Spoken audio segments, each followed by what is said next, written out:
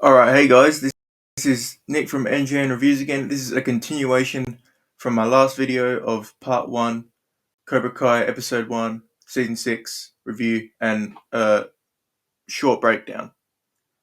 Okay, so this is my short breakdown. This is how I've interpreted the episode. Don't take my word for it. This is just how I've interpreted it and my review of it and how I think of it, how I think it went. Season 6, episode 2, I think is probably the worst of the season. We didn't really see much. It was more focused on the personal lives, like Johnny looking for a house, Miguel, Hawk and Dimitri, college, and then Kreese trying to win over Sensei Kim Sun Young. So, episode 2 starts with a flashback to when Kreese and Silver went to Sensei Kim Sun Young. Kreese defends Kim Dun-un, and that explains and gives a bit of a backstory as to why she wanted Kreese to be there instead of Silver in season 5 with Cobra Kai, and why she's much more close with Kreese than she is Silver. Because Kreese defended her when she was getting, I guess, hit and abused by Kim Sun Young.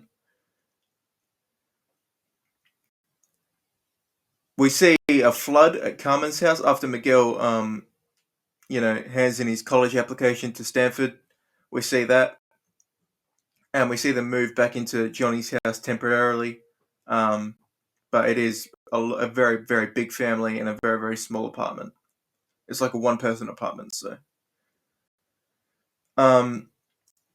It floods, and then we see Dimitri, Miguel, and Hawk discussing college. They are looking around. Miguel overhears Johnny and Carmen talking about how expensive college is and how expensive Stanford is, and how they potentially might want to go with they might not have enough money to do it.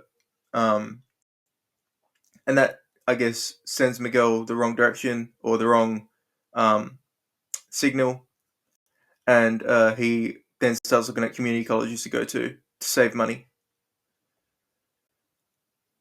We find out Sensei Kim Sun Young is alive, which I don't know how. He must be in like his not late. He must be in his 100s at this stage. Man, he looks old. He should not be alive for this long, considering how old he was when he was training Kreese and Silver. Considering to now, like the only way I can imagine he's still alive is if he's like at least 100 years old.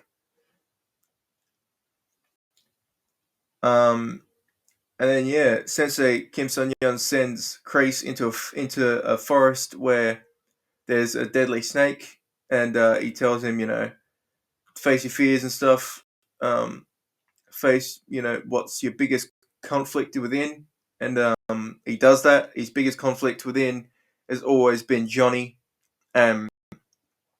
He sends Kreese in there to, I guess, what's the word I'm looking for?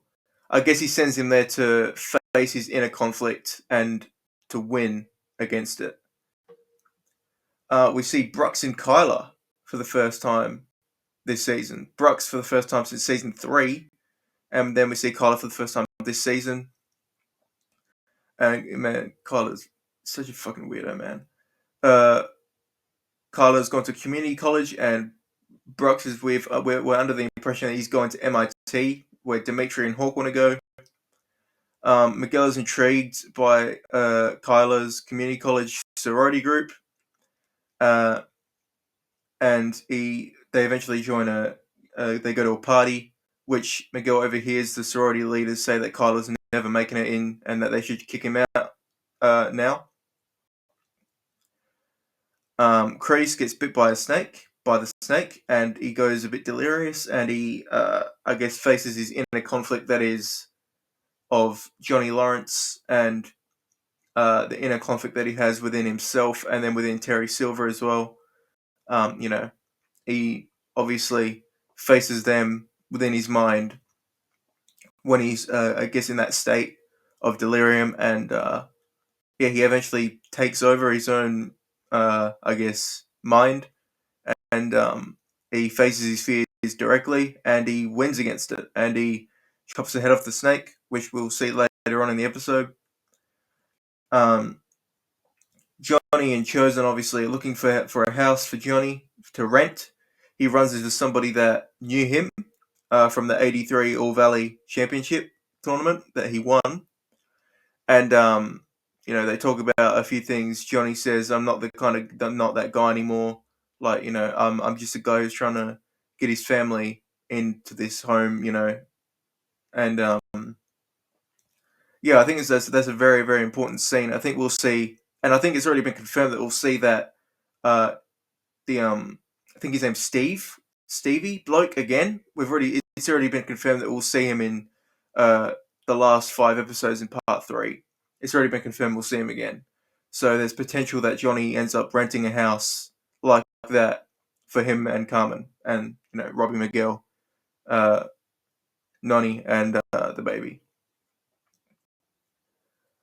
Hawk and Miguel Dimitri end up having a fight with the sorority group.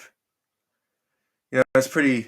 It's an alright fight. They end up dominating as you would expect they would.